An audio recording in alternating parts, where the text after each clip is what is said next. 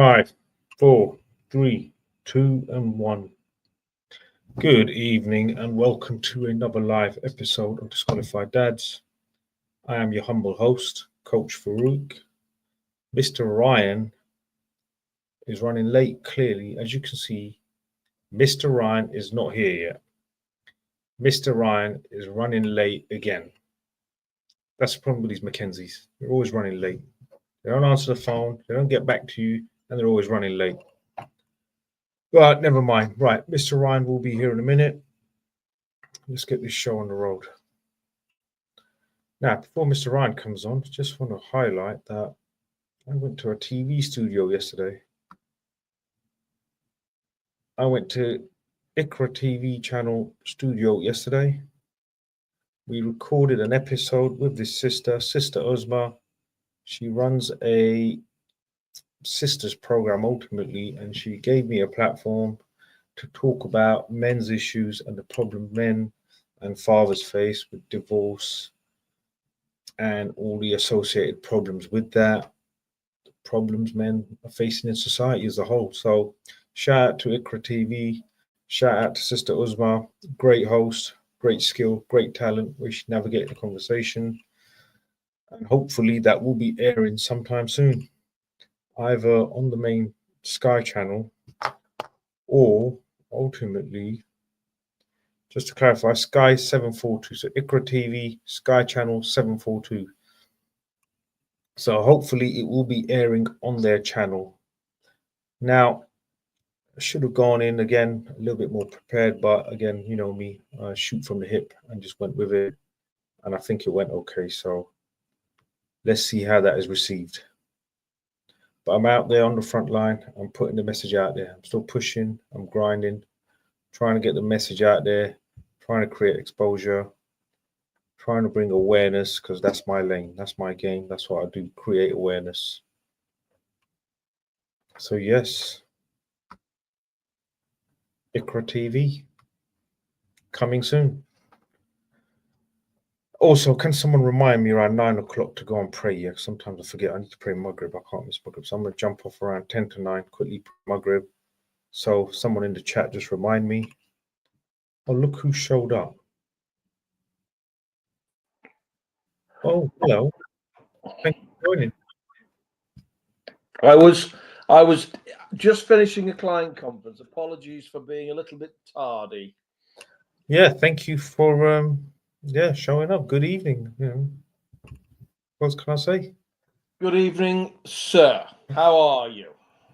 As I was telling the people in the chat, I was telling the audience, the viewers, that yesterday I went to this channel here. I saw that. I was going to ask you about that. So go and tell us the story if I've not missed it. Well, I connected with someone, and as you know, that someone's connected me with ICRA TV. Bam, bam, bam, all quick, last minute. It just happened. I just went with it. I showed no resistance. They said, are you available like tomorrow? I'm like, yeah, whatever, I'll make it happen. Drove over 2 hours, bam, in that heat, showed up unprepared. I should have, admittedly, some self-sabotaging behavior there. I should have been more prepared, should have been looking a little bit more sharper, but the day got on top of me. But I thought I'm not gonna let this go. I went, I just kept drove for 2 hours, deep south, Croydon. Was that where they are, yeah? South of the river, yeah? South of the river, bandit country, and deep south, Croydon, yeah? Listen, the roads around Croydon, I went to a part of Croydon I've never seen. It was actually quite a nice part, I must say. I didn't know Croydon was actually, some parts of it was actually a nice area. But yeah, so went there, done pod. It was a channel, and I saw how this sister, this lady, because English is not her first language, right? Yeah, but so she spoke in English and in Urdu. I spoke a bit in Urdu, but if I'd known we were going to speak in Urdu as well, I could have reached a wider audience, which I'd spoke in bits. But again, I said to her, I'll come back and we'll do predominantly Urdu if you want, so we can reach the sisters and the wider audience. But yeah, it's been recorded and it will be hopefully out soon. Yeah, great. Super. So, yeah, I'm getting out there. I'm hitting it, man. I'm getting out there and I'm trying to line up some more podcasts. The key now is I need to keep pushing, keep getting out there, keep getting on these channels, and keep grinding, man. That's it. We got to do what we're doing. That's it. It's going to happen. It's just a matter of time. Effort plus consistency over a period of time, you will never lose. But yeah, listen, I'm out there spreading the word. You're a about wonderful us human being. and what we A do. wonderful human being. You really are. Before I jump into the questions and comments, as there's a lot to get through, anything you want to add? What you've been up to? How your week's been? Well, the week has been as the week has always been. It's chaotic. It's busy. It's there are some moments that are obscenely frustrating. There are some moments that are quite successful. So yeah, it's a mix of the six really. I did have and I've told this story very briefly, and I never really reference specific cases because that's not an appropriate thing to do. And I won't this time. But I will say this: if you are a solicitor in the family law business, and you are required to provide the other side with an email address in order that the other side can email children and communicate with them. Mm-hmm. Your excuse that the reason you haven't done it is because you've been on holiday for 3 weeks and you don't understand why that matters annoyed me. Annoyed me. Yes, I had a solicitor this week who did that. I've been chasing for weeks, and eventually I got a reply this week after 4 weeks where the solicitor said, "Well, I've been on holiday. What's the problem?" And I just went ballistic. What's the problem is that there is a parent trying to communicate with their children, and you've just stolen them of another 3 weeks of waiting. That's what the problem is. While you decide because you want to go on holiday to Blackpool or wherever you've been. It's just horrendous. Anyway, so that was my frustration of the week. Meanwhile, we note the fact that we are 7.5 minutes into the gig, and communication currently is very stable. Yeah. Are you still on your phone? Obviously, I take it. No, I'm on a laptop. Have you got the? Is the older? So internet?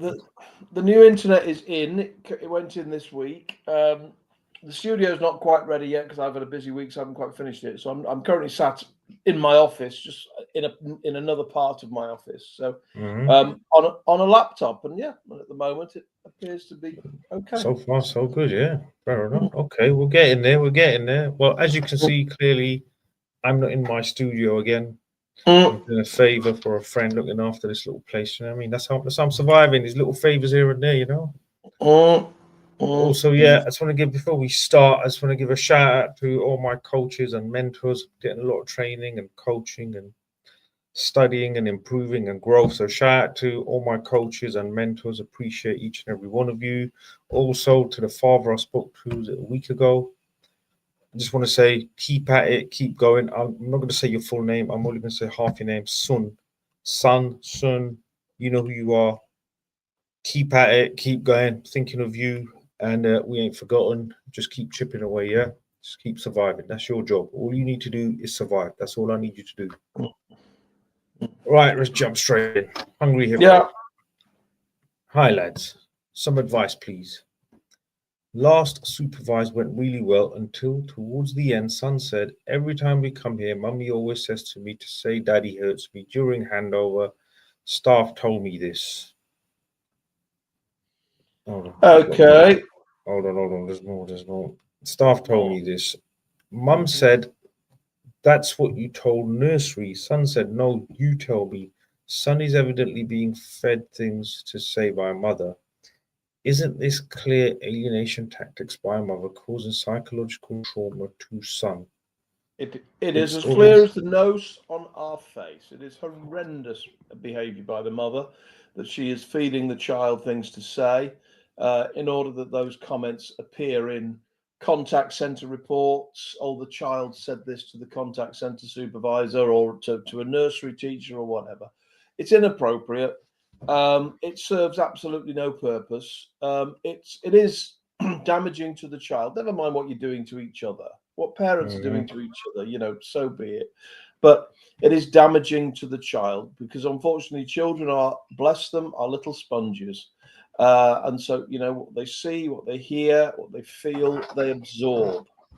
And it becomes the norm. So, you know, you feeding your child with horrendous comments like that, you know, they take those on board. So yeah, dreadful behavior by the mother in that instance. Dreadful behavior.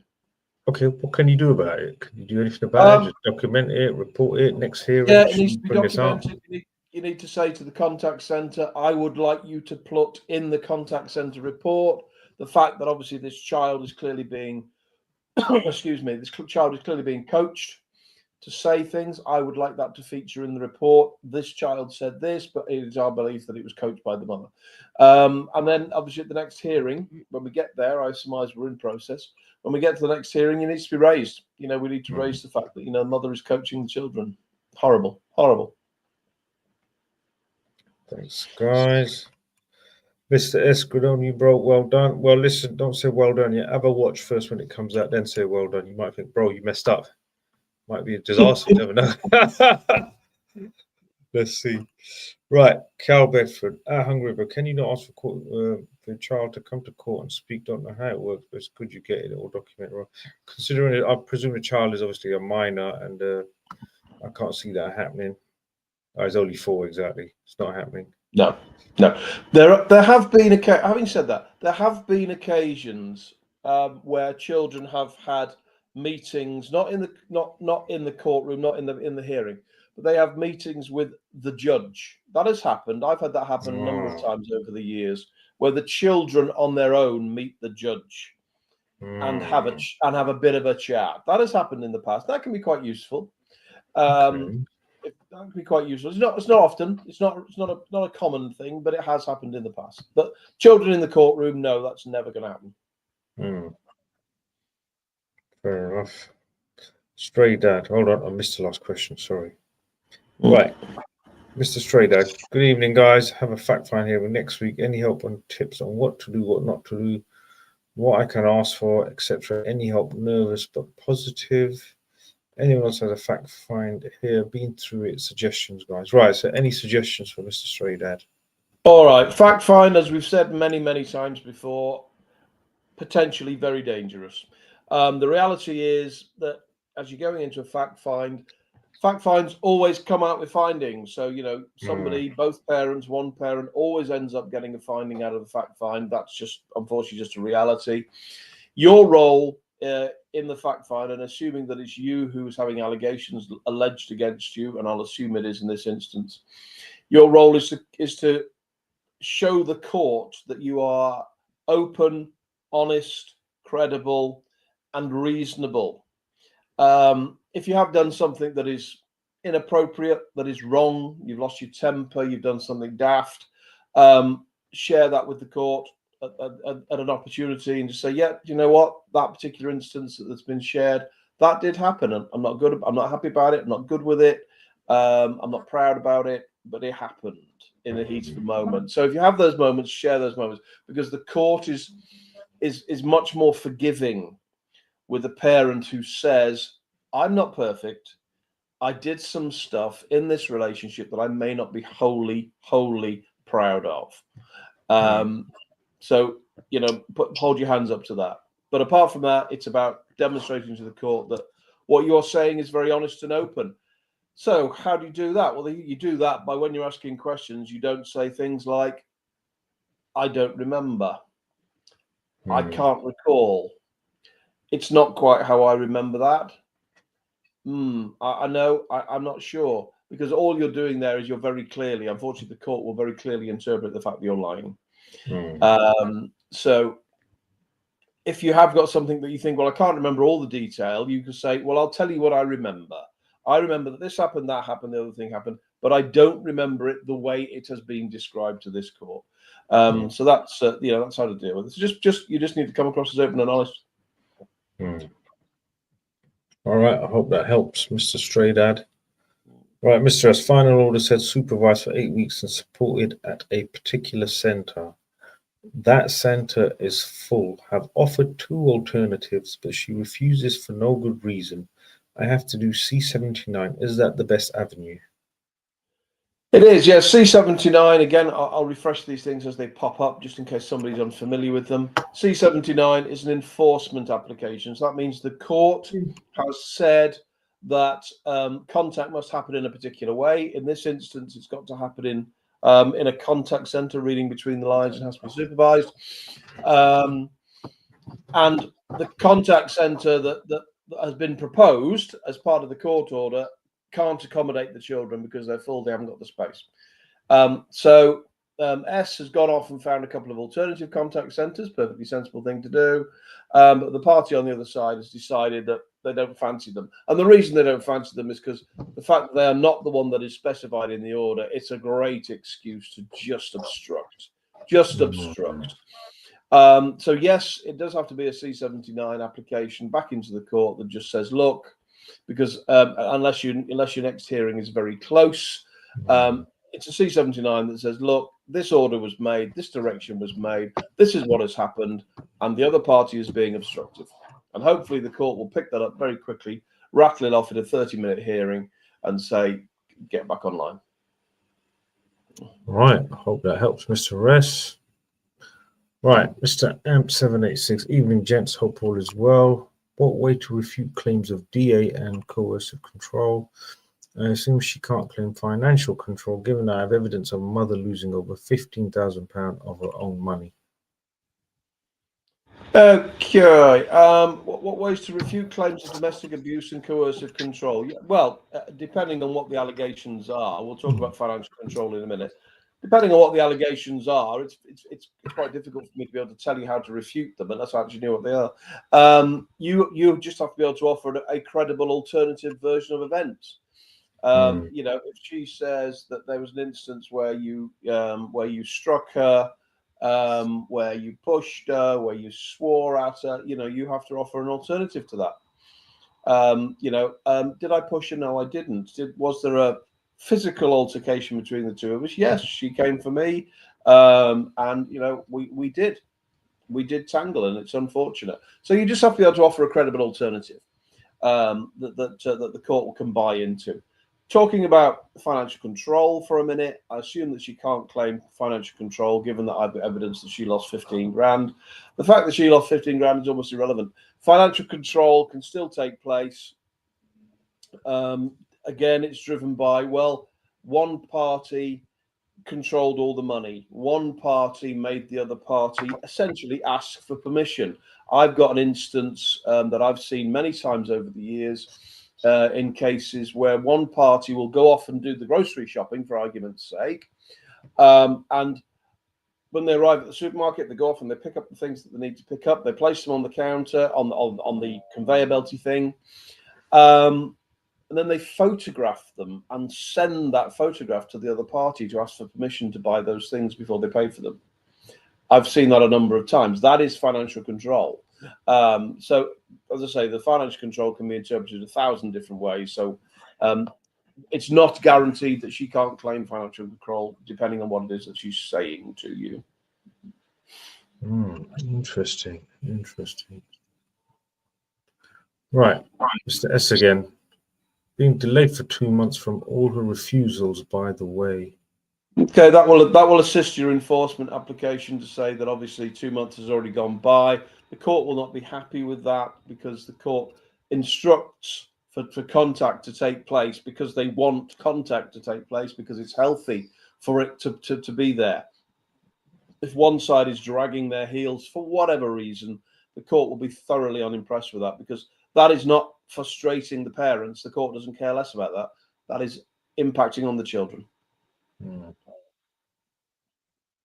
Okay, right, Mr. M. In your experience for 50-50 contact from child's school, 1 hour drive acceptable? Had cases which this was accepted were other factors involved too? Right, okie dokie. So 50-50, so let's just second guess what we're saying here.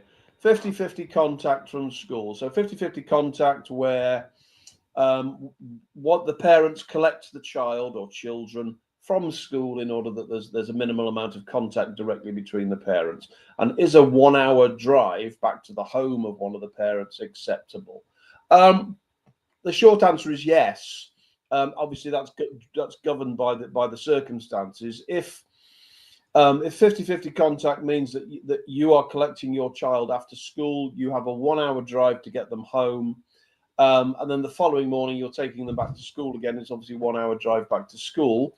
The court will accept that. They won't be ecstatic about it, but we live in a real world, because there are very normal, perfectly normal people who are in perfectly normal relationships, who are having to commute their children an hour to get to school. So it's not an unreasonable number. If you were picking your child up and it was a 2 hour drive back to your house and then 2 hours back to school the following morning, that would give us some issue. But 1 hour, now 60 minutes is not going to cause too much issue. And the court will see that as not ideal. There's nothing ideal in life, but acceptable. Right, Mr. Felix, how long do courts take to acknowledge application of C100, and what are the next steps? Okay, how long is a piece of string? It depends on the court, unfortunately. Some courts some of the provincial courts, i.e. the courts out in the sticks, will move a C100 fairly quickly, because they don't have as much workload, so it can take 4 to 5 weeks and you'll get some recognition of it. Some of the inner city courts, particularly the London courts, the Birmingham courts, the Manchester courts, will take potentially a couple of months before you see anything. Once your C100 has been acknowledged, and a C100, again, just for familiarity, the C100 is the first form you complete in order to commence child proceedings in the family court. So once your C100 has been acknowledged by the court, the next stage is that you will get a letter from the court telling you when your first hearing is, and you will also get a letter from CAFCAS being the court's dedicated social work department, and they will tell you that they would like to speak to you for 10 minutes, 15 minutes tops, just to understand why it is that we are heading into court. And all they're looking to understand is, very roughly, give us some background, but more importantly, tell us where the child is, or where the children are, and whether they are safe, in order that they can produce a first letter, which is called safeguarding, to the court that says, we spoke to mum, we spoke to dad, this is roughly what's going on here. The children are okay, they're with mum, they're with dad, they see mum, they see dad, etc. Just a very rough outline as to what's happening. So those are the next steps. How long? Depends on the court. Absolutely. If it's East London court, mate, forget it. Oh yeah, East London court, 20 years. Get it, yeah, exactly. Right, Mr. M, why are courts not doing what is in the best interest of the child? Why isn't false allegations which are proven a crime in the UK? Unfortunately, the courts, the family courts, are not what people expect them to be, and they're not really what we'd hope they would be, and that is just the unfortunate reality of what we're working with. And the fact is this: if the family courts were functional, child-focused ultimately, and say they brought generally, let's say 80%, you got reasonable results in the best interest of the children, this channel wouldn't exist. We wouldn't be here. Mr. Ryan wouldn't be as busy as he is. We'd be redundant to us. I would definitely be redundant if that was the case. I'd be with my kids now, Sunday night. We'd be watching TV or something, or getting their school stuff ready. I remember my daughter's weekends when I was home. You know, they were small, help them with the little toothbrush and shower and all of that. I even used to oil their hair. My daughters oiled their hair, comb their hair, watch a couple of motivational videos, put them to bed, little bedtime. That's what I'd be right now. If it wasn't like this, I'd be there now. This wouldn't be my purpose. So look, Mr. M, no, we know what it is. There's no point focusing on this. Just put your energy and focus into where we can impact change, where we can fight, and focus it on your case and your children. Right, let's move along. I remember this fella, Mr. Ayman Abdul. Hey guys, I'm representing myself, and on my next court hearing, I will get a legal representative. Let me start again. Hey guys, I'm representing myself, and on my next court hearing, I will get a legal representative Can you explain further, please? Yes, okay. So representing yourself, so you're a litigant in person, and at your next hearing, you tell us that you're going to get a legal representative. I assume that you are getting what is called a QLR, which is a qualified legal representative. And the reason you're getting that individual is because I assume you are going into a hearing where there is going to be some cross-examination taking place. A QLR, qualified legal representative, is a qualified solicitor or a qualified barrister, and they have made themselves available to join a list of QLRs who are available in the family court to work on behalf of litigants in person. The reason the court created the QLR role was because too many people were turning up in the family court system unrepresented as litigants in person. And the problem that gives the court is that when it comes to cross-examination, when it comes to the fact that mum and dad need to be questioned about what is going on in their life and what is going on in the children's lives, mum and dad cannot cross-examine each other if there is domestic abuse within the case, because that would be further promotion of that domestic abuse. So the court had to find something else to do. So they created the QLR role, qualified legal representative role, in order that the party who is unrepresented can get given a funded legal representative by the court. It doesn't cost anything. A funded legal representative by the court, and they will ask the questions on your behalf.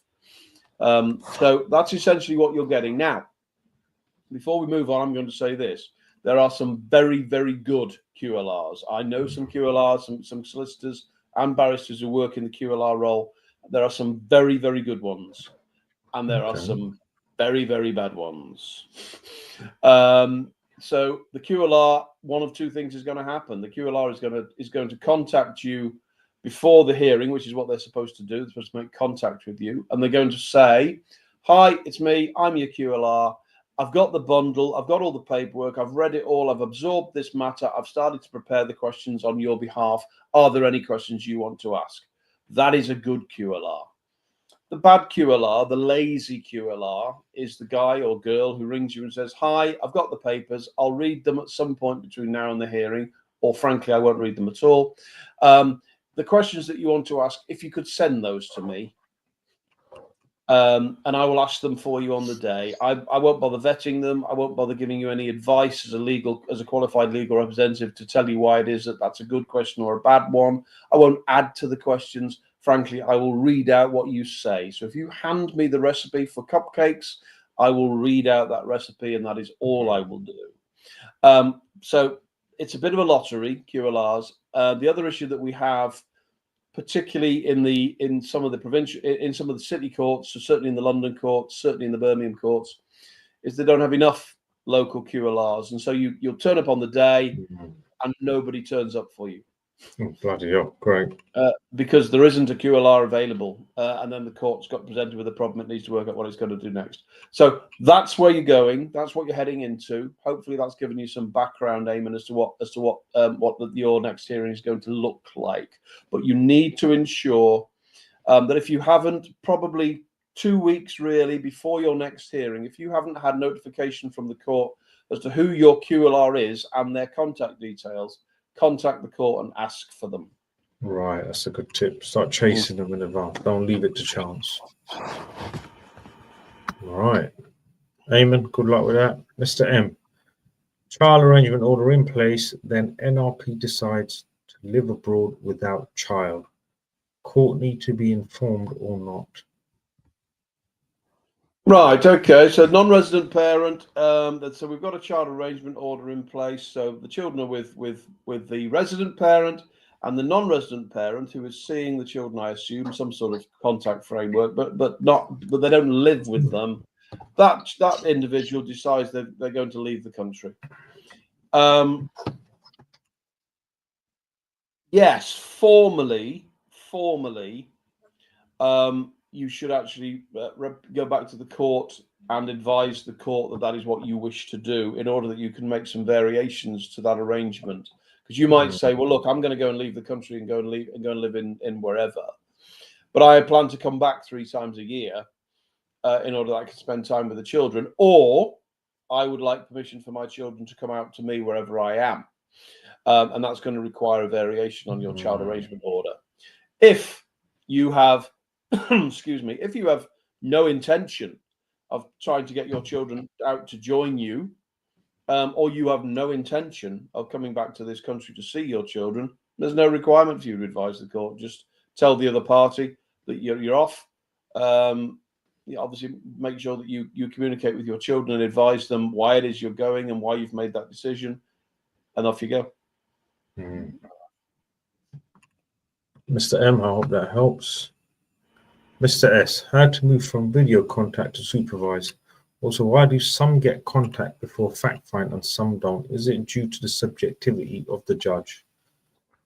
It's contact. Contact is very subjective. Yes, contact is very subjective, driven by the judges. Some judges are, and CAFCAS officers, because they're involved. Their input is in there.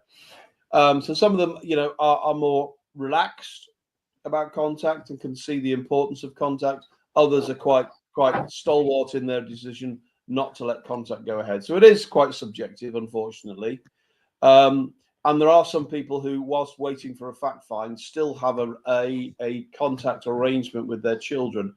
Ordinarily, normally, and there will be some exceptions to this rule, but normally that contact is supervised, be it in a contact centre or by a third party that's been agreed by all parties. So that's what happens in that world. Now, how do you move from video to supervised? There's either a court order that provides a timeline for that. So we're going to do video contact for the next 6 months, and then we're going to move to supervised contact. There's either a court order, or there is some common sense between parents that says it is in the best interests of these children that progress is made in this contact. Sadly, that isn't something that I see often.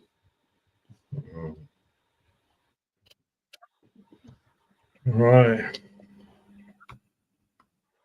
Mr. S again, if you take undertaking for an NMO, it's as good as an NMO order. Why is the difference besides there is less power of arrest? Okay, very straightforward, very quick. An undertaking for a non-molestation order is a promise to the court. You are promising to the court that you will observe the constraints that they put in place, that you won't go near them, you won't contact them, you won't stalk them on social media, blah, blah, blah. That is all it is. It is a promise. A non-molestation order is a formal, legal, constrained document, an order of the court. So that there's a fundamental difference. One of them is enforceable with arrest. The other one is not. Because the other one is just you promising that you'll be a good human being. Yeah, I think what it does, it just takes the pressure off, because when you've got that NMO on your head, you do feel a lot more vulnerable and at risk. So that just takes that little bit of pressure. If you go understand, when you serve these documents, the anxiety and the pressure and the stress that it causes. So the undertaking just gives you a little breathing space in layman's terms. That's how I would like to frame it. Right, from Mr. M. Why, yes, any client you've done this for.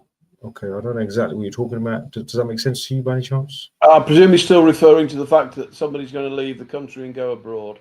So, yes, I've had a couple of clients over the years who have taken the decision, usually through frustration, which is really quite sad, but usually through frustration, decided to leave the country and usually go home in inverted commas. Be that back to the Middle East, or be that back to Poland, or wherever it might be, or back to France, or wherever it might be.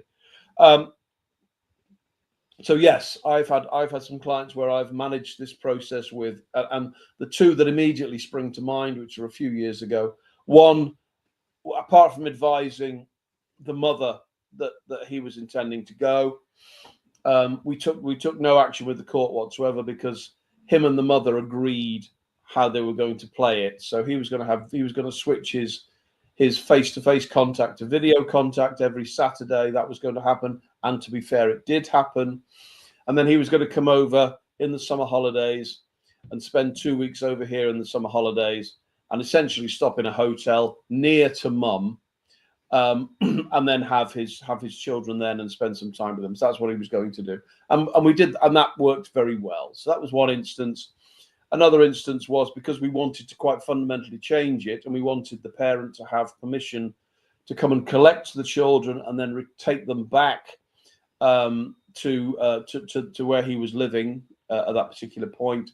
We took that matter back to court, and we got a variation. We got a new child arrangement order that reflected the fact that one parent lived in the UK and one parent lived abroad. All right, I hope that was related to his question.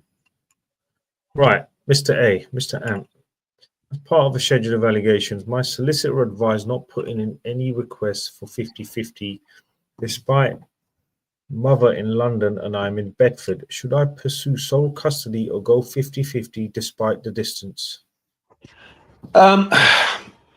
If one party's London and one party's Bedford, that is not great for a 50-50 arrangement. Because, well, hang on, let me start again. 50-50 does not automatically mean that one parent has an equal amount of time to the other parent.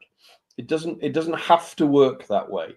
50-50 shared care order means that both parents are equal in the relationship with the child, but there can be practicalities as to what that looks like in terms of the relationship of the children. So the children, in this instance, the children are in London, I'm assuming. So the children are going to school. So Monday to Friday, the children can't be in Bedford because they're in school in London. And picking them up after school midweek, traveling back to Bedford, which could be 2 or 3 hours on a bad day, and then traveling them down the following morning back into school is just impractical. That is just not going to happen. And so you can have 50-50, but essentially Monday to Friday, though, with one parent.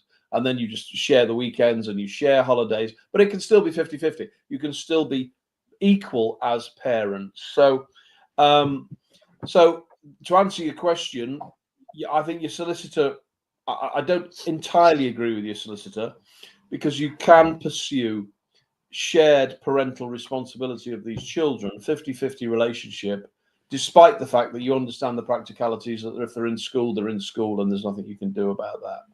You can still have half the school holidays, which is 6.5 weeks a year on a normal 13-week year, and you can still do all the good stuff. So I say I don't agree with your sister in terms of not pursuing 50-50. I would have happily pursued it on behalf of a client if that was my client in that situation. Should you pursue sole custody? Sole custody, if the children are already with a parent, and it doesn't matter who that parent is, if the children are already with a parent, it is awfully hard to have that move from one parent to another, for a court to sanction that move. Very difficult to do. Have to be some very, very specific grounds for reasons why you would do that. So I think you will struggle with that. But 50-50, to have shared parental responsibility, I think that's a perfectly sensible thing to do. Okay, Mr. M says amped. Mr. M to Mr. Amp. 1.5 hour drive for 50-50 is possible. Anyone done that before? Currently, a contact arrangement is what? So he's asking the question, and Mr. Amp has replied, my case is also likely to go to a fact find. I assume I do not need a barrister, as M has claimed mother has claimed DA and has been behind the screen for the last hearings. Right. Okay. Well, there's a couple of issues there. Let's tackle them as I can think of them. A 1.5 hour drive, you picking your child up and then off after school on a Wednesday, and it takes you an hour and a half to get home, and there's no guarantee of that. An hour and a half can actually be 2 hours. Yeah. And then you drive them to school again the following morning, an hour and a half to 2 hours. That is pushing it. A court will be very, very, very uncomfortable with that, because that would be suggesting that a child needs to get up at 6 a.m. In order to be available to go to school. That's not on. That's not fair to children. So let's not entertain that. Your next comment. So Amp's comment of, my case is also likely to go to a fact find. I assume I do not need a barrister, as mother has claimed domestic abuse and has been behind the screen for the last hearing. Well, I would suggest it's entirely the opposite. If you're going into a fact find, you will not be allowed to ask mother questions yourself because there are domestic abuse allegations. You can wait for the court to allocate you a QLR and accept my earlier comments about that's a bit of a lottery. Or you can work with a Mackenzie friend. You still will not be able to ask mother questions, but you can prepare questions and hand them to the judge. The judge will ask them on your behalf. Or you can work with what we call an advocate solicitor, so which is the solicitors that we have on staff, who work just specifically on hearings. They don't do anything else. They just go into the hearing, work as a solicitor for the hearing, and then come out again. So that's another option that's available to you. Or obviously the ultimate option is, of course, a barrister or counsel, as we refer to them as, who acts entirely on your behalf during the hearing. So you've got lots of options, but your current premise of I do not need a solicitor is incorrect. Can't the Mackenzie ask on behalf in some cases, or is it permission they needed from the judge? Yeah, they do in some cases. They have to make application. I make application quite often, and because of the amount of time that I've spent in court, I get the right to ask questions reasonably often. But because I have to say we're tending within this practice, and it's just this practice, I'm not suggesting anybody else's, but within this practice, we tend to shy away from it now. I tend to be using our solicitor team or our barrister team, because they're just better briefed. Just logistically easier, basically for logistic sake. Yeah, just for the logistics, just for the practicality of the case. It just works better for us. Okay, fair enough. It's good to know. Amen, Abdul. Thank you so much, guys. You are welcome. That's why we're here, bro. We're here to put the support out there. Right, Mr. Cal, while you talk about QLR, Mother's barrister said to the judge that it was really important I have a QLR, so I thought this was beneficial for her because her barrister was pushing for one for me. Why? That's a bizarre situation. Yeah, very occasional. I quite like barristers. I'm quite happy to work with barristers. I will work with barristers again in a matter on the other side of the room, in preference to working with solicitors on the other side of the room, because I find barristers less adversarial. Barristers tend to be, let's just get on with this. Let's make sure that we can do what we want to do. Let's make sure this hearing can be effective. So I think I'm going to give that barrister that we're talking about here, I'm going to give them the benefit of the doubt and say they were merely explaining to the court that in order for this next matter to be effective, it's important that you have a QLR. In order for us to be able to get on and do something, it's important for you to have a QLR. Otherwise, that barrister is going to turn up on the day. There's no QLR. You can't ask the questions. The court is hamstrung as to how to move on. So I think that barrister was being genuinely assisting the court and indirectly you. See, sometimes you can get lucky, guys. You can get lucky. Right. To Mr. M. Realistically, I don't think 50-50 is possible given traffic, my own work commitments, etc., etc. However, I'm always optimistic. Nope, I like that. That's a fair point. Very, very sensible, Mr. M. Right, Mr. S. I have to deal with solicitors who do not behave properly in terms of bundles and document preparation, which needs agreement. I sent it to them, and then they just do changes and file it without telling me. Well, welcome to the courtroom. Can you complain to the judge at the hearing to say that? You can raise comment with the judge that the other side are not acting as appropriately as they should, or that the other side are looking to frustrate or obstruct. You can raise all that with the judge. Will you get a hearing on it? Will they listen? Probably not, to be perfectly honest. It is expected in court, regardless of whether you're in family court, civil court, or criminal court. It is expected that solicitors seek to frustrate, seek to obstruct, seek to mess up the other side. That's kind of their job. Part of the game. It's part of the game. You can do the same as well.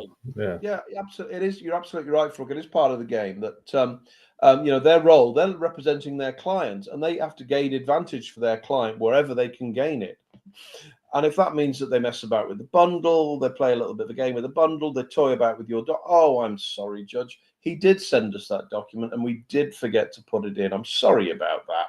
It was a genuine mistake by a junior member of our team in the office.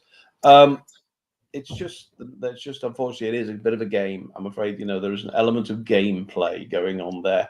But raise it with the judge. Just advise the judge that it's that there's been some obstruction. He will note it. See, I remember a little story. So I was in court via Zoom once, and I attended in the middle of a motorway. I don't know if you remember, right? I remember it well. We were sat on Toddington Services. That's it. Toddington Services out the van on the phone, zoomed into court. And then the judge asks the solicitor, like, have you seen the document or the statement that he sent or the bundle or something or other? And the lawyer's going, Judge, we haven't received anything. He hasn't sent anything. And I just played on the judge. I sent it. It was all done via my phone. I'm sure I attached it. I mean, the emails, Judge. And the judge said, yes, it's judge told us. So he said, don't worry, it won't make any difference anyway. Just pipe down sort of thing. So you got to play these games. Look, you can play these games as well. And do the classic. You send your paperwork Friday evening. You're hearing Monday or Tuesday morning. You send it on a Friday evening or Monday evening or on a Monday before the Tuesday so that you gain some advantage. So you got to play these games as well, unfortunately. Right, CAO variation, order, time, and cost. Okay. Right. Okay. I'll assume that the question is, if I'm doing a variation application, how long does it take? How long does it cost, etc. Right. Okay. A variation application, you have to go under a C100. The court fee for a C100 has just increased because they increase every April for the court fees. It's now at £263 is the court fee off the top of my head for a C100, which is the form that you'll need to complete in order to start a variation. And essentially, you are in the same boat as if you were completing a C100 for the first time. So dependent on the court, you might get a rattle in a few weeks. You might get a rattle in a few months. That's just the name of the game. How long will it take in terms of once you get started? At the first hearing, if both sides are sensible and accept the variation, it can be done and dusted in one hearing. If one side obviously decides they don't fancy it, then you're back into the grind, and you potentially have 2, 3, 4 hearings before the matter's concluded. Right, Mr. Strayer, thanks, guys. Can you appeal a fact find in regards to procedure and fairness under the Human Rights Article 6, which should be put into practice, directions 12J? Okay. Well, practice direction, the court is governed by a series of rules. The family court is governed by a series of rules, and those rules are referred to as practice directions. Practice direction 12J refers to proceedings which have a theme of domestic abuse, and they guide the court in how it is they should conduct themselves and how they should conduct proceedings where domestic abuse is at play, such as putting a QLR in place, putting screens in place, etc. So, question then. So now we know that. So can you appeal a fact find in regards to procedure, be it unfair under the Human Rights Act of Human Rights Article 6? Appeals, let's take a step back.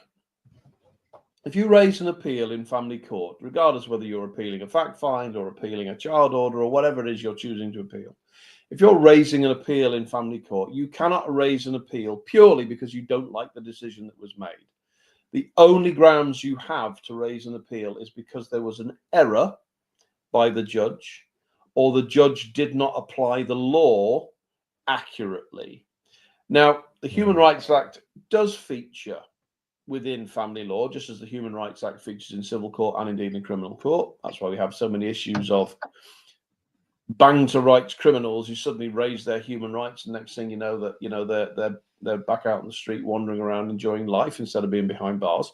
So human rights does play a part, but practice direction 12J is quite comprehensive in what it says, and so trying to pursue an appeal on the grounds of procedure is hard work unless there has been a fundamental error in your case.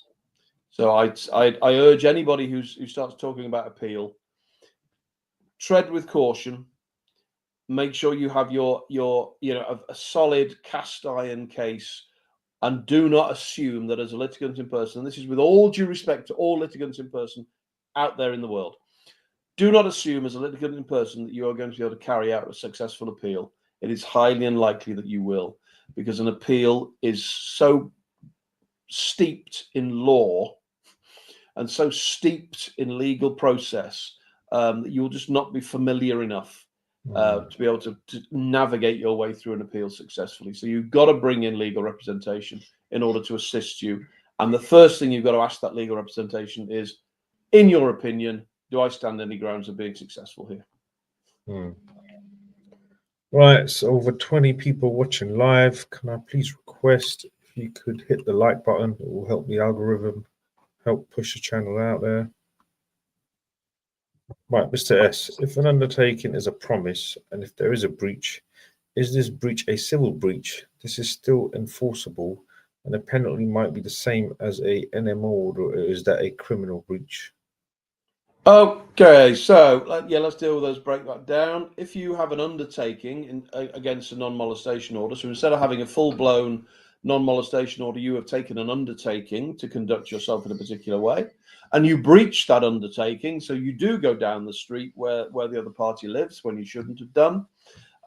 They have to report the matter back to the family court. That is where the breach has to be reported, unless they feel in danger, they feel threatened, in which case they can go to the police, and the police will entertain it on that premise. But the formal process for breaching an undertaking is you've got to return it to family court and have the breach explored there. If the family court finds that the breach is justified, they will escalate your undertaking up to a full-blown non-molestation order. That is what will happen. If you breach a non-molestation order, you can be arrested, you can be criminally prosecuted on that premise, and your non-molestation order can be escalated to a restraining order. Tread carefully. Tread very carefully. Right, Mr. Cow, that's very done. I think you can appeal any hearing, but depends what you think has been unfair. Are you planning ahead? You never know, your fact find might go well. That's a good point.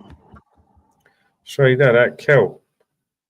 I really hope so, man. There are child's futures at stake, bro. I'm keeping positive. It's hard because I'm even starting to believe the other side's lies.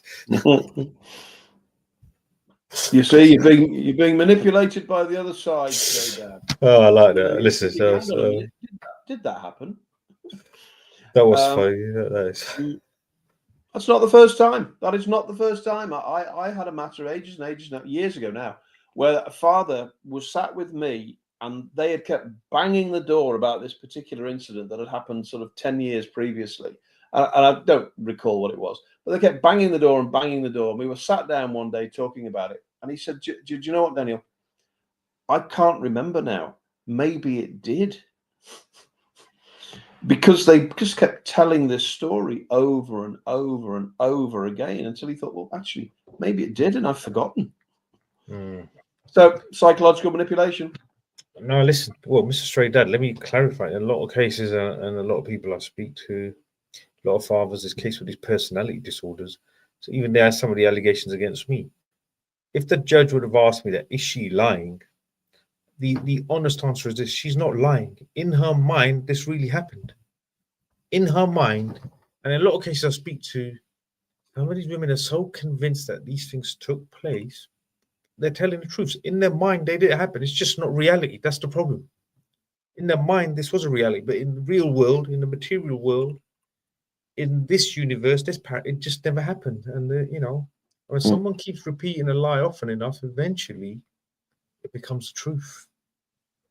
So yeah, be careful. Be careful, Stray Dad. Right, Mr. M. Child constantly requesting more days with NRP. Currently every other weekend and half of holidays without going to court. Your advice of asking RP for more days, when, how to build up. Thank you. It's a good question, yeah. It's a good question, yeah.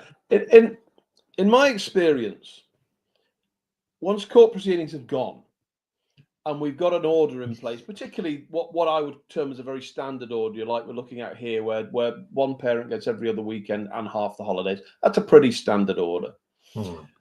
once the court proceedings have gone and a little bit of time goes past, everybody calms down. Everybody's had their chance to kick the crap out of each other. That was the court. And now we've got to realize, and we all kind of realize that we just got to work with what we've got now and get on with our lives. And so, providing you have you don't have to be the best of mates, you don't have to hang out together in Costa, providing you have a communication channel with the other side through a parenting app or through WhatsApp or however it is you communicate. It is not unreasonable, after you've been running a child arrangement order for some time, and it needs to be a few months, to say to the other side, how would you feel about us just increasing this? And you do it in small steps, tiny steps. Don't go to the other side and say, right, okay, currently I get every other weekend and half the holidays. So what I'd like now is I'll have them for the next 7 days. Then you have them for 7 days, then I'll have them for 7 days, because that's just going to send them into shock. But if you say to them, what about if on a Wednesday, and I don't know your circumstances, so I'm just doing examples. What about on a Wednesday, if I pick them up from school and they come to me for tea, and if they've got homework, they can do the homework with me, and then I'll bring them home at 8 o'clock. What about that? Just on a Wednesday, just so I get a little bit of time in the week with them. So it's about small steps, working with the other side. And that's what it is, it's about working together in order to get what is in the best interest of the children. But it's perfectly feasible. I've got 1,000 examples of parents who started with one arrangement, and 18 months later, they are in a totally different space in terms of how their arrangement works, because they've relaxed, they've all settled in, and they start to appreciate what's best for the children. And when you get into a really great relationship, and I can think of lots of examples of this, both parents are intervening, both parents are coming to each other and saying, oh, this weekend I've got something on. I know it's not your weekend. You want the children. This weekend, or this week, I've got to work late one night after school. Do you want to pick the kids up from school? Get to there as quick as you possibly can, parents. And I'm talking to all parents now. Get there as quick as you possibly can, because that is about your children. That is in the best interest of your children. Yeah, I think just slowly, because you're going to communicate, you've got contact, you're communicating, just slowly build on that co-parenting relationship, nice and slow, yeah? Right, regards to sole custody, my kids were attending a private school in Bedford and are now in a state school. She lives in a rented property that she can't afford. Will this look favorable to a judge? Okay, that's a good question. Okay, that is a good question, but I'm going to go a little bit behind that, actually, because I'm going to say, actually, that looks like a very, very disruptive time for your children, and that's quite upsetting. Your children were attending private school in Bedford, and I appreciate there's a whole world of pain around private schools, and obviously because of the costs associated. They're now in state school. Obvious question: how have they managed that transition? What have you done to assist in that transition? Mum is now living in a rented property that she can't afford. How did that come about? How is that a clever decision? Because potentially that means that sooner rather than later, she's going to have to move out of that rented property into somewhere else. And that just brings more disruption to the children. Does that mean the children are going to have to move schools again? So there are some decisions there which are not the best, most child-focused decisions ever. The court will have the same concerns that I've just shared. They will have exactly the same concerns. They will be concerned about how the children manage the transition from private school to state school, because they are fundamentally different places. Those two environments are 1,000,000 miles apart. One is Venus, one is Mars. So how have they managed that? What have the parents done to assist them in that transition? Mother now living in rented property that she can't afford. Why did she do that? What is going to happen next? So the court will not look favorably. It's not about favorable in this instance. The court will have concerns about what is happening to these children, and more importantly, what are these parents doing to facilitate this situation, to remove the issues from this situation? Because currently, just from what you described there, that is not a great place to be. And that gives me, from a purely child-focused perspective, and perhaps that wasn't the answer you're looking for, but from a purely child-focused perspective, I see a number of issues there that are impacting on the distress of those children, and that concerns me. So do you reckon that could play in his favour, obviously, for custody, if he can get the kids back to Bedford, back to private school, sort of thing? Will the judge look at that? Well, the Yeah, I mean, possibly the judge will look favourably on that as an alternative to what is currently happening. If what's currently happening is not working, possibly. But as I say, it's about understanding what is in the best interests of the children. Okay, and he also follows up with, also, can you share any good news stories in the last week? As an NRP father, I'm looking for reasons to stay positive and hoping common sense prevails. Good news stories. Good news. He's clearly never been to family court. Yes, as I've said before, and every time this subject comes up, there are lots of good news stories in family court. There are lots of good news stories, perhaps, that happen outside family court. So, as we were saying earlier, once the proceedings are over and people all kind of take a breath and realise that they don't have to fight anymore, then there are lots of good news stories that come out of that. But in family court, there are lots of examples of cases where parties get a fair outcome. Good news is not that one party wins and one party loses. That is never good news. Because that's impacting on children. The only good news that should happen in family court is that children leave the room. In fact, albeit they're not in the room, but children leave that courtroom represented by those parents in a place where they're going to have a decent relationship with mum and with dad. That's the good news. When I get that good news in the cases that we work, and we get that a lot, and I'm delighted to say we get that a lot, but when we get that, that's good news.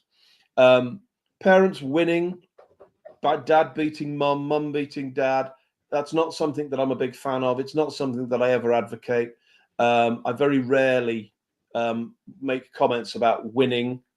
The only time I ever comment on winning is if I'm attacking a domestic abuser and I've exposed a domestic abuser. That is a win for me. That is a win, and I will take that as a win. But the win is children, be it 1, 2, 3 children, whatever the age may be, leaving a court proceeding environment and having a relationship with their parents. That's a win. That's good news. Yes, I think what we could do, right, is maybe once a month or every week, we'll try and get one testimonial or the results of one case, which was a positive, we can share just to show that there are cases where, father got some access or reasonable access and they came to resolution and he got to the end and children got access to both and whatever. So look, we need to try and put some of these stories out there. So we'll try and get a collection of stories together, and on a stream we'll just go highlight a load of them, hopefully, just to try and get some positivity out there. I mean, absolutely, the best of times. Right. Hi guys, had my Section 7 interview. I showed them the mother was not allowing me to have a family member present for child contact, was told to take it back to court. Yeah, that doesn't surprise me.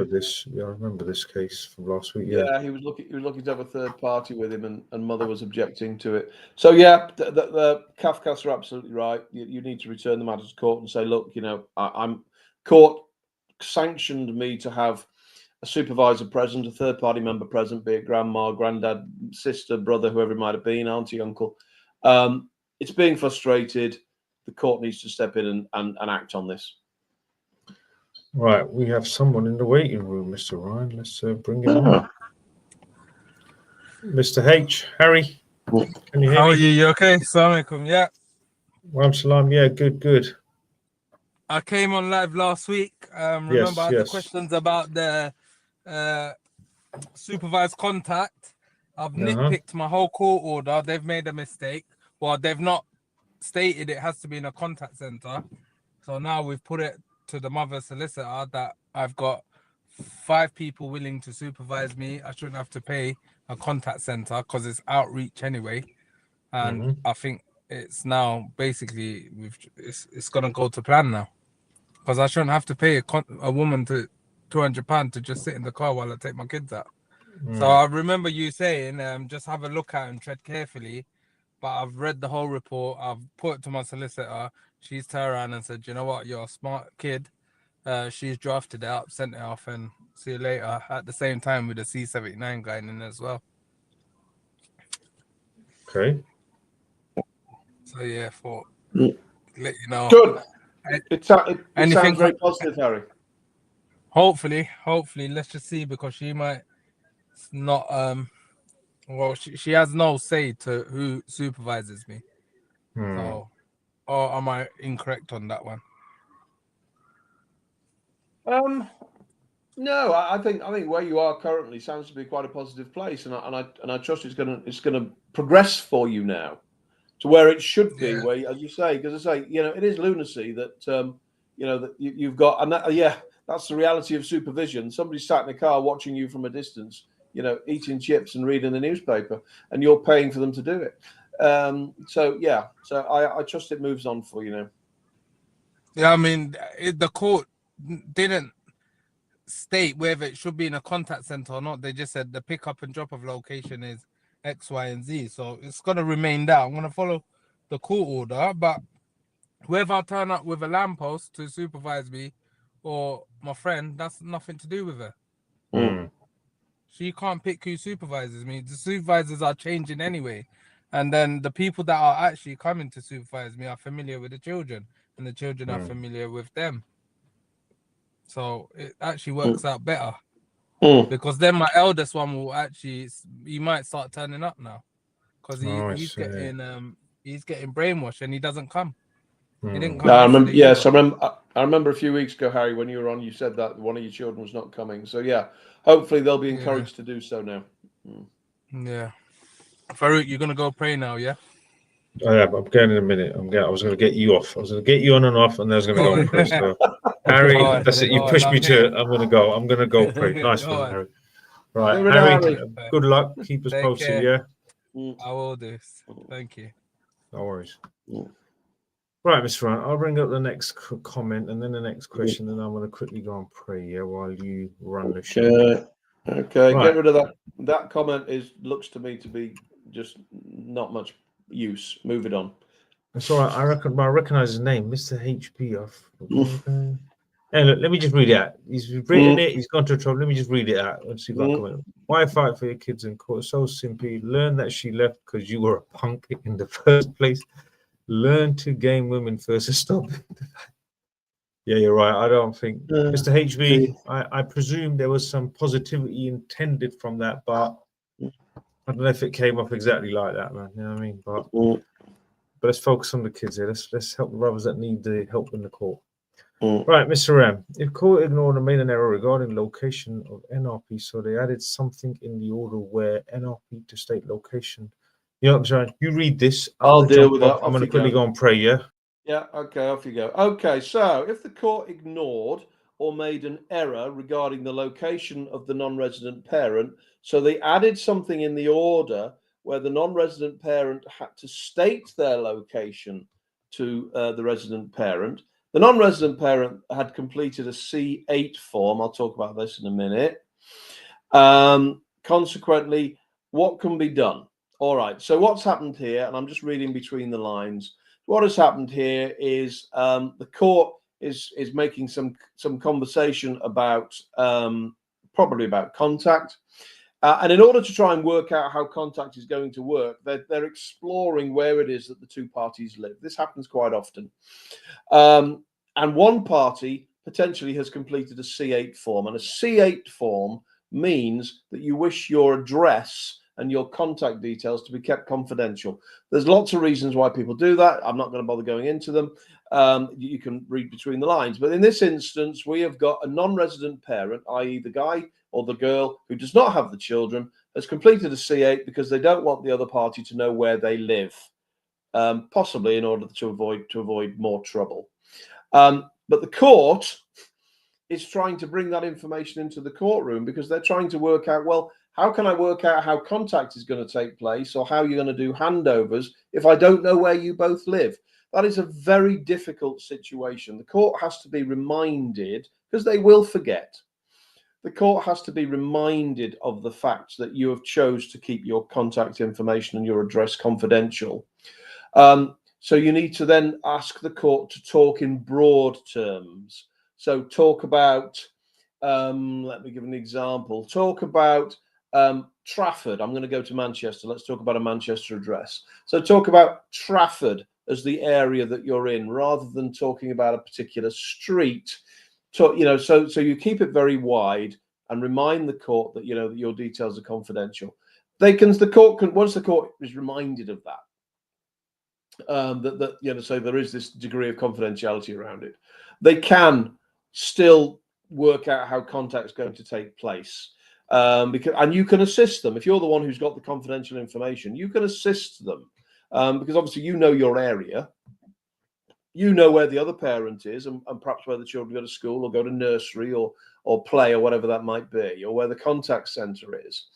So you can assist without having to give away your address. The court may ask things like, well, I appreciate we can't share your address, but how long is it going to take you to pick the children up? You know, if you're going to pick them up after school and then you then travel for 3 hours and bring them back the following morning, there we are, we're back again with that particular issue. But it is perfectly feasible for the court to work with two parents where one, or indeed both, because it sometimes happens with both, or indeed both parents want their information to be confidential. Where that becomes a problem, and we may as well continue this on while we're waiting for Farouk, where that becomes a problem is beyond court. Once you've got a court order in place and contact has been drawn up, if you're looking for that contact to progress, it's difficult if one parent is choosing to keep their address confidential. And the real issue, the real problem child, and I've had this time and time and time again, is that parents, and I don't see this as being unreasonable, parents are entitled to know where their children are. So when you get to the point where the children are visiting a parent whose address is confidential, that gives the court a real problem, because the other parent, rightfully so, is going to say, well, I need to know where they are. I need to know where they're going, because what happens in the event of emergency? What happens in the event that the parent who's withholding their information has a heart attack and collapses?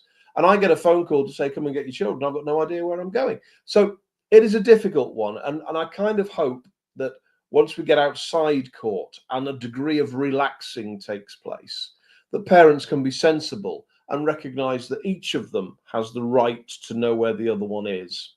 Even if it's just down to the street. It doesn't have to be down to the house if you really are nervous, anxious, and uncomfortable. But if it's down to the street or down to the co-op at the end of your street, or the spa at the end of your street, or whatever that might be. But you need to get it within the proximity, because otherwise it just becomes increasingly difficult. And I know, as a parent myself, I would be very uncomfortable with a situation where my child was going off to spend time with the other parent and I did not know where they were going, because it's absolutely my right to know where my children are, just as it's absolutely your right, whoever you are with the confidential information, to know where your children are. So bear that in mind. The court can work with it. The court can work with confidential information. It's used to working with confidential information. But there is a point, usually beyond proceedings, where that confidential information has to become sensible in terms of how it is that we use it. So that's where we are with that particular one. I'm going to move on now. Unfortunately, Farouk has control. I do not have control from my end, from the Midlands, because obviously we can't control things in the Midlands. So I'm just going to have a look I'm just looking in the comments now, guys. So you can, if you're all looking at the comments too, you can see what I can see. And I'm looking at Kai is asking what's a punk. Well, that's a whole conversation for another day. 5-star Uzi is saying good evening, and good evening 5-star, and good to see you back. I know you've not been with us for a couple of weeks, and I know you've had a bit of a rough ride, so it's I'm delighted to see you back with us. Welcome back to the forum. Yeah, absolutely. Kai saying good luck to Stray Dad. Absolutely, we're wishing good luck to everybody who is going into proceedings this week, whoever you are, whatever the state of your proceedings, first hearing, last hearing, final hearing, fact find, whatever it may be. If you're in proceedings this week, conduct yourself in such a way that your children would be proud. That is all we ask. Be honest, be credible, be open, be professional. I appreciate the frustrations in court. I appreciate the difficulty in court, and it is upsetting and it is distressing. But understand that whilst you may not like the guy or the girl who's calling the shots, the judge or the magistrate, they are doing a job and they're just trying to do a job. And sometimes they may be a bit more blunt or they may be a bit more insensitive than you would like, but they are trying to do a job and they're trying to assist you. So if you're in court this week, we wish you all the best with that. And I trust it goes well. Keep dialing back into us, obviously, and let us know how you get on. Or if you're ahead of court and you just want a bit of a steer, then obviously let us know about that. We will continue to develop this chat. We've got a couple of plans over the course of the next few weeks about bringing some guests on and having a bit of a chinwag with them. Yes, Mr. Hanif, I'm just looking down the chat now. I will get Farouk to put some emails into the chat in a minute in order that people can get in touch with me should they wish to do so. And it's the family court is a frustrating place. The family court will always be, unfortunately, and I'm 20 years next year, the family court will always be frustrating, primarily because when you go there, you're going there in a scenario of conflict. You're going there because you have something you're trying to sort out. But unfortunately, the other thing that we have when we go anywhere is we have preconception. We have a desire for an outcome. We know we're going in knowing what we want to come out. And because we don't always necessarily get what comes out as being what we wanted, and we have to live with compromise. So we find that the family court to be ineffective. But it's just the family court, regardless of my criticism, of which I have a lot of criticism about family court, but it is doing its best with the resources that are available. It is under-resourced. It is underfunded. It does have some fundamental issues. I was in a courtroom the other day, and it doesn't matter where it was, and it looked like a slum. It was horrible. The seats are all ripped. The tabletops are all scarred and where people have scratched their names into them. And I'm thinking, why would anybody choose to come into this horrible, horrible environment to try and discuss the future of their children? And our children are the single most important thing that any of us do with our lives. Doesn't matter what else you do. Doesn't matter how successful you are in business. Doesn't matter how successful you are in the rest of your life. Your children are the single most important, valuable, and precious thing that you do with your life. And so all of us are entitled to have a relationship with them. And it is immensely frustrating to me as a professional working in family court when parents are being disallowed the opportunity to see their children. Farouk has joined us again. I was just saying, Farouk, we've kind of flicked through the comments that are in the comments bar now. I haven't called them up on the screen because obviously I can't do that from my end, but we've pretty much rattled through them. And I was just saying that for anybody who's, because we're sort of wrapping it up now, because frankly, you know, you've not been here, you've missed all the best bits. Oh, you know, to be fair, we took a vote about you. It didn't go well, and so I was just saying to everybody who's obviously going into court this week, you know, keep in touch with us, work with us. Can you just put my email into the chat for me, please? Yes. A couple of people have asked that. So I was just wishing everybody all the best who's going into court this week, because it is a distressing environment. Absolutely is, guys. And this is what I'm saying. You need to prepare, you stay calm, stay focused, do your breathing exercises, practice calmness, meditation daily. So on the day, your emotions are in check. Meditation helps. Studies have shown meditation reduces the side of the amygdala in the brain, which is where you get erratic emotional responses, and the neocortex is thickened and strengthened. Daily meditation is on my daily habits list to do now. It's on my daily checklist. I'm trying to practice it myself, guys, because it comes in handy, these skills. So definitely agree with that. Also, I just noticed a name here, Mr. Ryan. Yes, I've welcomed him back. I was saying to the guys that he's had a rough couple of weeks, and I'm delighted that he's able to come back with us this evening. So it's good to have him back. Yeah, 5-star. Give me a ring during the week or drop me a message. Let's have a catch up. Let's have a little chat. See where you're at. See how you're getting on. Let's bring us in. Stray Dads. Good luck. Let us know how it goes. Yeah, absolutely. Thanks all. I've got one question for you on WhatsApp. The guy's been asking us, he's been questioning us every week. He's got an update from his hearing, so I want to read it out just to highlight the harsh reality, unfortunately. Look at that. We have a lady on the chat. Yes, Jack, all good. Jacqueline's I've really- prayed. Jacqueline, thank you for this. Listen, I just want to say thank you to everyone who WhatsApped me about the reminder about prayer. And Harry sort of pushed me over the edge, and I went and then prayed. Yeah, because listen, it started slipping. You see how it starts? I'll go in 5 minutes. Then it's like, well, I might as well finish the stream and then listen, just go on and it's done. Do you know what I mean? That's what we need. We need reminders sometimes. So listen, I appreciate that. We do. It'd be much Emails in easier the when we dual chat. broadcasting. Email in the chat. Right.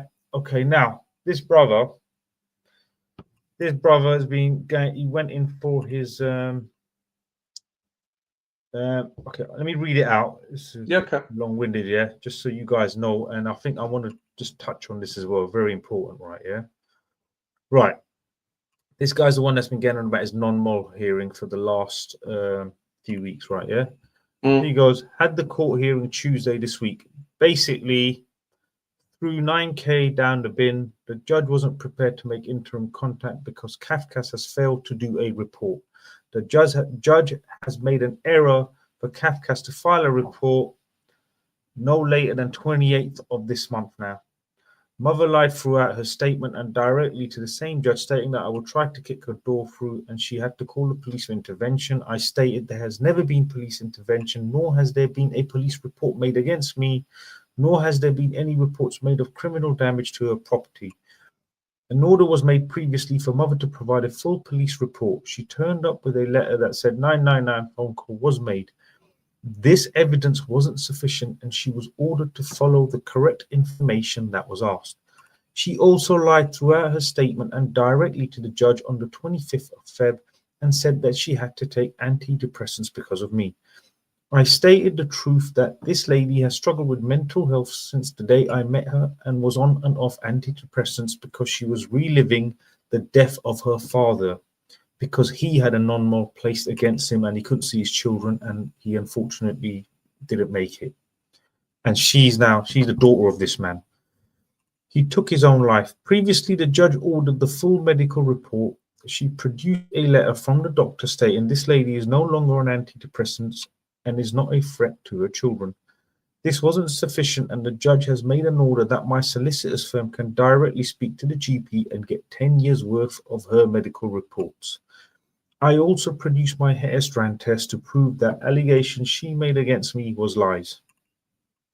After she got caught out manipulating and lying to the court, not one thing was said by the judge to her. In fact, the judge said to her, I understand this must be very stressful for you, and I know your emotions must be all over the place, but it's important that we stick to the facts, so I'm allowing you some more time.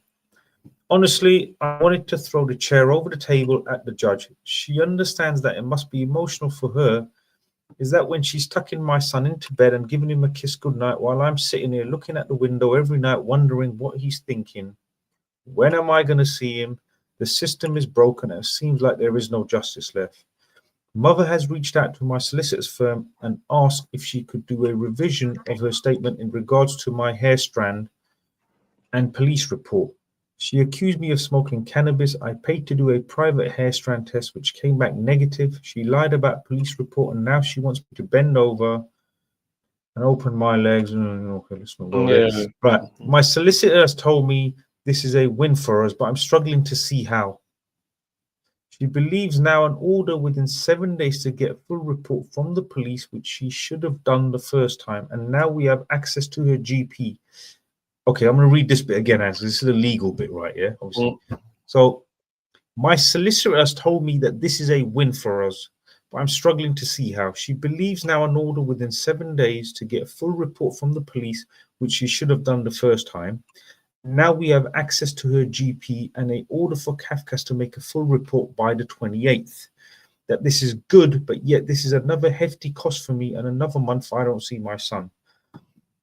All of her strongest points have already been disproved with facts, yet there is still a non-mol and PSO in place. My barrister pointed out that my case does not meet the requirement for a non-mol or a PSO, yet the judge was reluctant to make any decision until a Cafcass report or a fact-finding. The only thing that the mother has now is 2 voice notes of me telling her about herself, one in 2022 and one in 2021, and some made-up lies that have just turned up and took my kid unexpectedly. Please give me an overview because I'm losing the will here. So just to break it down, Yeah, just to break it down, he's gone for his non-mol. It's obviously like disaster. Like, I hate to say it, but I expect this sort of shit. Unfortunately, I expect this sort of bollocks. I'm sorry, I don't mean to laugh, but this is the sort of bollocks that I expect. This is what I tell people. Again, don't expect anything. This is why I say you get your hopes up, you pin your emotions, and then you come crashing down. You treat it like a circus. Don't take it too seriously. That's number one, I'll say. Number two, this is the sort of family court madness that is standard. And where I keep telling people, you have to go in knowing you're getting into this asylum. Now, on the legal aspect of it, obviously, look, it's a bit of a disaster. 28th, Kafkas have been told to make a report by the 28th. They've now got access to her doctor's GP and her last 7 years. The bit about the police and the 7 days, she believes now an order within 7 days to get the full police report. That's what their solicitor is now saying. They've got 7 days to get the full police report to demonstrate that, look, no one's door's been kicked in, nothing like this has happened. Where does he stand? Is this good or bad? I mean, it's going to cost him again, but how does it look to you? I mean, from what you describe, obviously, just from listening in along with everybody else, I'm probably inclined to agree with the solicitor. Actually, it does sound like there have been a number of mistakes so far, and some of those mistakes are sit comfortably with the court. The fact that the court would appear to have asked mother to go and get a letter from the police is total rubbish. The court should have asked for a police disclosure at the outset, right, and they should have drawn up an order for a police disclosure. Because an order from the court presented to the police force then has to provide it. That's a legal requirement. So that was a complete faux pas on the part of the court. So the fact that there now appears to be there is going to be a police disclosure, that's valuable. Access to the mother's medical records, invaluable, because I say that will illustrate the points we're looking to illustrate. Kafkas coming on board, and we would need to understand what the circumstances are for the fact they haven't done it so far. But Kafkas now presenting a report by the 28th, although there's no guarantee they will, is also valuable. So yes, I think I'm inclined to agree with the solicitor that the matter is probably back on track now. Yeah. The outcome is not guaranteed by any stretch of the imagination, and we don't know sufficient detail to be able to decide on it, but it is back on track, so that is a good thing. It's always disappointing when you go into a proceeding that is essentially ineffective because you're paying for it. Had I have to say, and I'm not looking to rub salt in the wound, because I say you've just lost £9,000 from what you say. I might, had I been involved with you, I might have entertained a cost application to say this hearing is ineffective as a result of the actions of the mother. Consequently, I want a cost order against her. But I don't know whether there's sufficient grounds for that without knowing the full details. But it sounds like you're back on track. Sometimes you've just got to wipe your face and say, well, okay, I am where I am. It looks positive now. Let's run with it and see where it takes you. Yeah, so yeah, when you put it like that, yeah, it does. To be fair, it does sound like it is on track. You've got a couple of cards. You've been dealt another hand, and this time you might have had a slightly better hand by the looks of it. Sorry, hold on, he just highlighted. Sorry, the judge did make an order to get direct information from the police station. So he did, but I think someone didn't produce or provide. But whatever's happened, the problem is this. The problem is this, right? Yeah. What stings more is you've lost £9,000 on the back of this, and you pinned your hopes on the back of the £9,000 and the judge and everything else. And this is my point.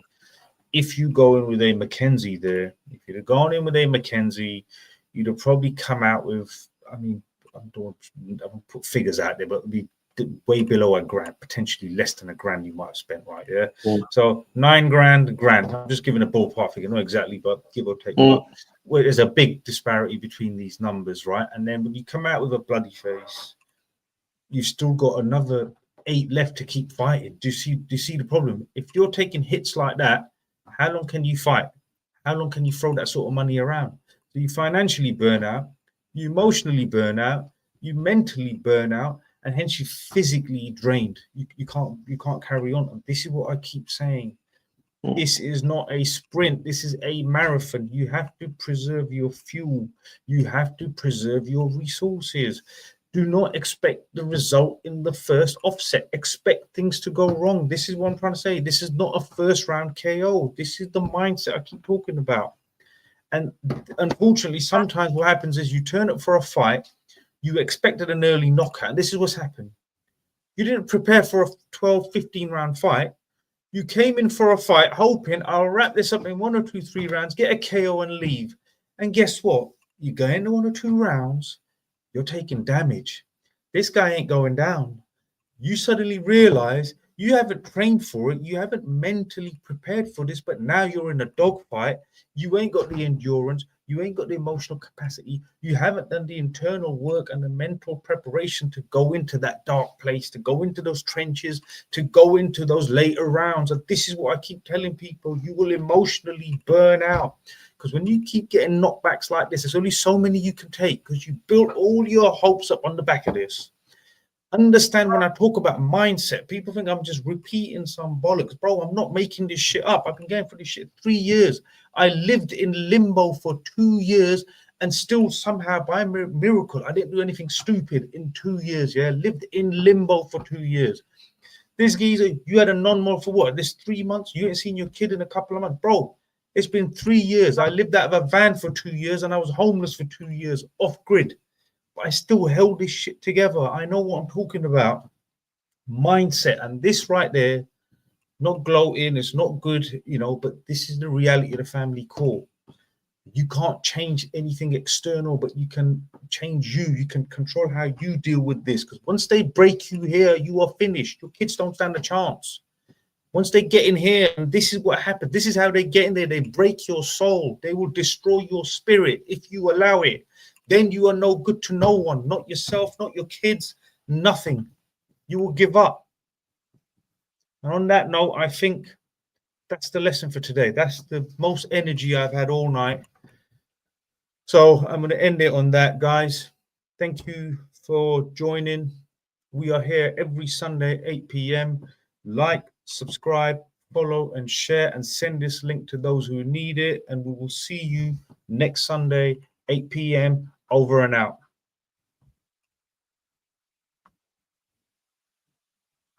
5, 4,